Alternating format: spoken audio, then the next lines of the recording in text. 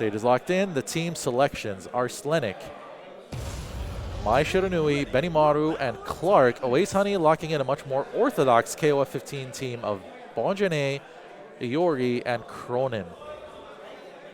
Now Arslanic potentially sticking to some of his KOF14 roots. Mai was a character that he played basically from day one till the end, a character that he stuck by through thick and thin. Benimaru, a character that he's played in multiple entries, so a character that he definitely likes to commit to. Gets caught though. Benimaru's jump D, not necessarily what it once was, as arguably the best jump normal, one of the best jump normals in KOF history, if not the best. Raijinkin gets caught trying to escape with that sweep. Awais Honey starting out slightly stronger, but the lead is still very slim. Uses the wind projectile just to try to maintain a bit of advantage. Rolls into the corner though. That could have been deadly, but the stand D attempt by Arslanic to try to maintain the corner, immediately getting jumped over, getting crossed up, and the Rolling Thunder finish to try to get a hard knockdown going. Arslanic definitely feeling a lot of pressure here.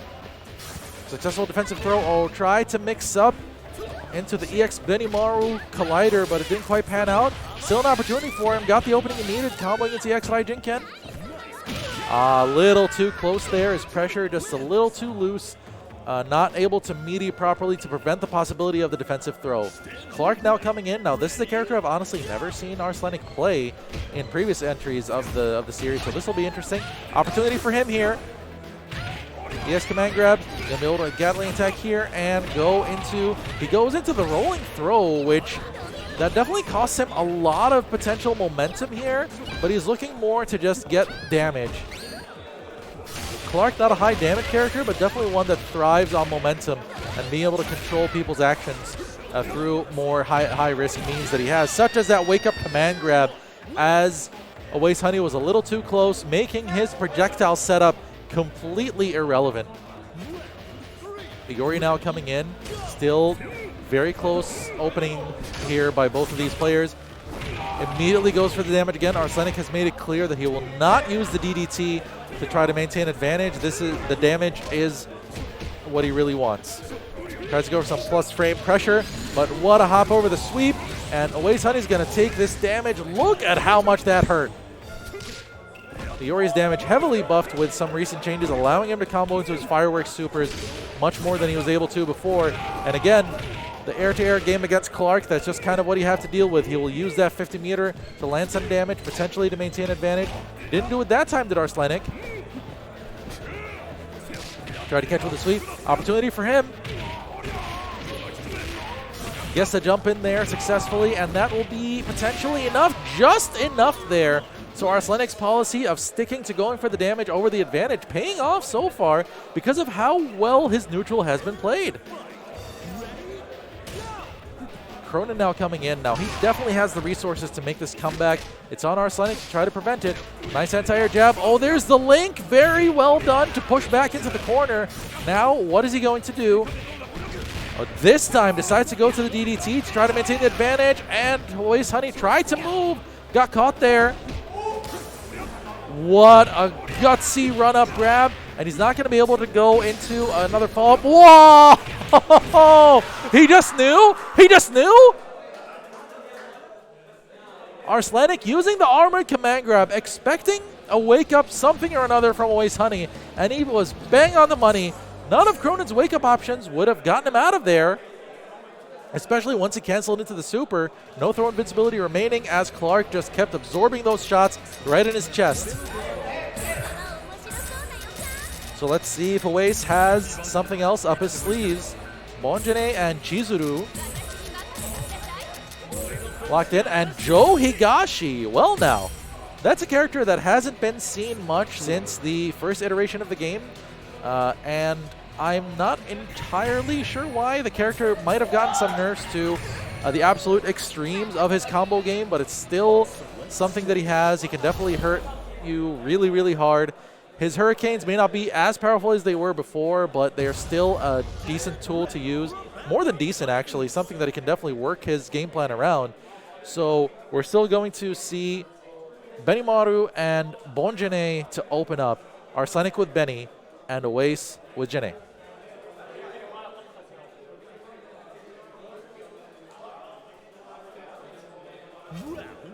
Round one.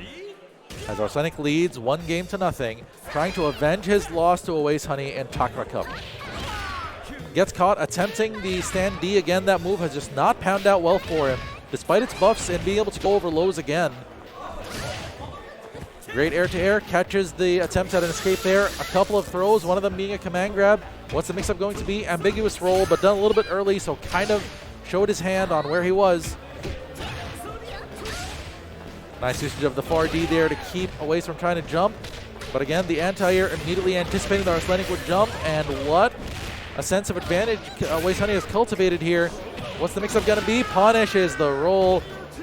Really hard to do that against veteran KOF players. They are almost always guaranteed to look for that desperation roll escape. But this Clark put in a lot of work last time, and it's still very doable for him here. The jump CD pushing Clark back.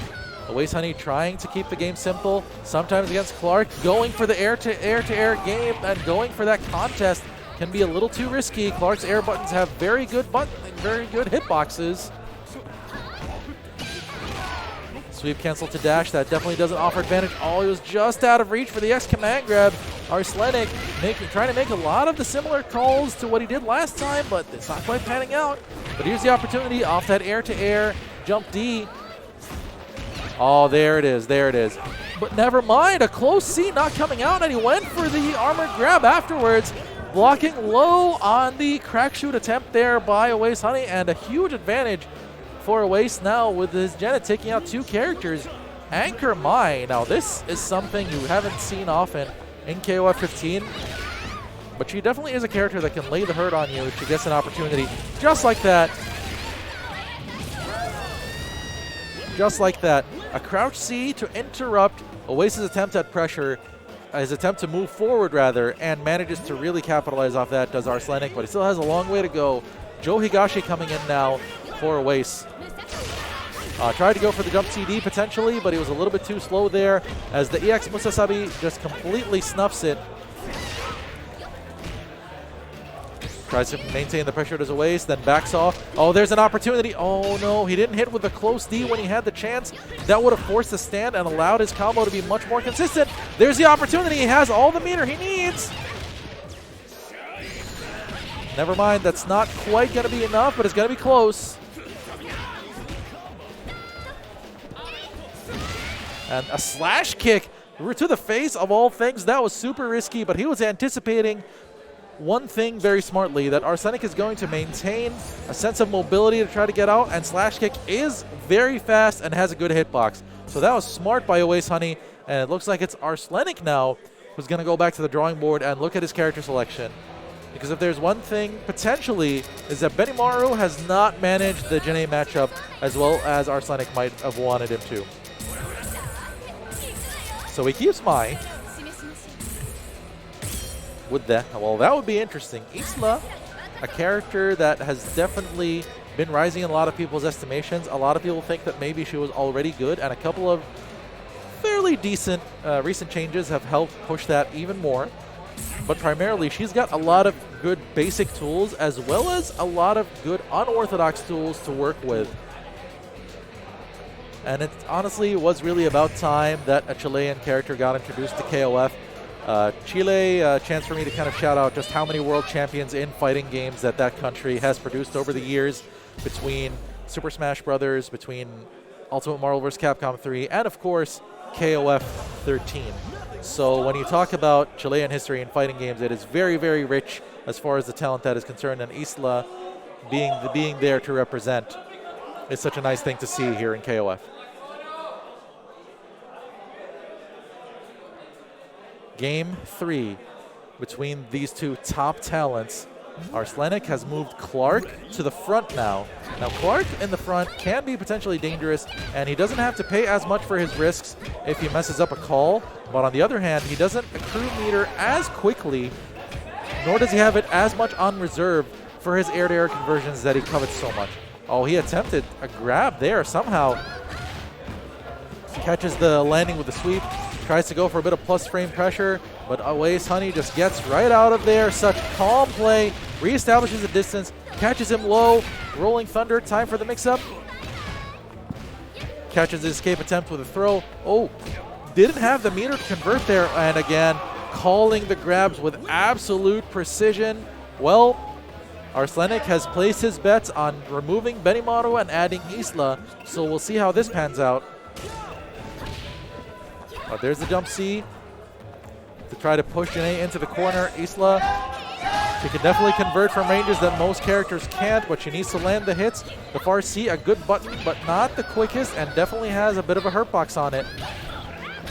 Oh, 2C, he went into the 6B right afterwards without confirming that Awais Honey was on the ground. And Awais Honey's Bon Janae is running a riot here. But there's the opportunity for Arslanic, manages to reverse the positioning, get Janae into the corner. Great usage of Isla's aerial jump back to try to bait an action from Awais, but the punish was not nearly strong enough. Oh, but the Harrier B timing from Awais, not quite there. Oh, that was potentially risky from Arslanic, but Awais not alert to the opportunity to get the 2B anti-air. Still though, Arslanic fighting, hanging on to this Isla as hard as he possibly can. Oh, he moved a little too quickly. Just a block there would have been enough to put Awais Honey on death's door, but there's the opportunity again. Catches Awais Honey a little bit asleep at the wheel as he crossed over to the other side, and Arslanic potentially giving himself the chance to make the comeback in this match. Isla doesn't have much, just a couple of pokes will do it. Go with a couple of hurricanes. Oh, there's the opportunity! Missed Tiger Kick. Gonna be able to push all the way to the corner. Spray can, there's the jump D, planted right there, anticipating that Arslanic would move, and move he did, and he's gonna recover most of the damage that was done. It's all down to Mai again. Trying to zone with the Kachosen. Joe, the more likely of the two to win a zoning war, but Mai, a very agile character. Oh, doesn't quite get close enough for the close D to nail there, even though the activation range of it has been slightly buffed. Arslanic potentially with a lifeline given to him here by Awais Honey. Opportunity to nail some big damage here. Decides to go for the reset instead. Wants to keep the meter for Chizuru. And also for his next confirm. A double EX combo will kill. But he's unable to maintain enough advantage. Wasn't close enough for the cool C. It was Awais. Almost got that roll punish. That was crucial, potentially. Almost got right over that Hurricane, but wasn't quite at the right distance to hit Oasis Joe. Gets caught on the landing, but again, another drop by Awais Honey. It has been the theme of the round. Opportunities drop for him left and right, keeping Arslanic alive. It's coming down to the final round between these two players here to decide who goes into the top 8 on the winner's side.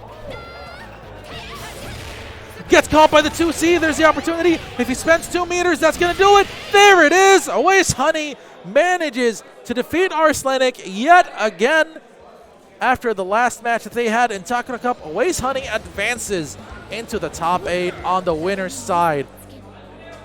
What a decision that was to just run up with that 2C. Chizuru 2C is not the most horizontally positioned hitbox that she has. It definitely is very vertical. It can be very difficult to catch somebody on the ground with it the way that Awais did. But that call showed that he extended his approach. He looked at what Arslanic was doing and said, you know what, if I extend just over here, and I don't want to deal with any proximity shenanigans here, just like what happened with Joe a couple of times earlier with his quick max confirm that dropped and the opportunity that dropped on the roll punish as well. So that was how he was able to just change the situation completely and just guarantee that once he got the hit, he's going to be able to convert into quick mode and just be able to convert completely by spending all that meter and put Arslanic out of the winner's side of the bracket.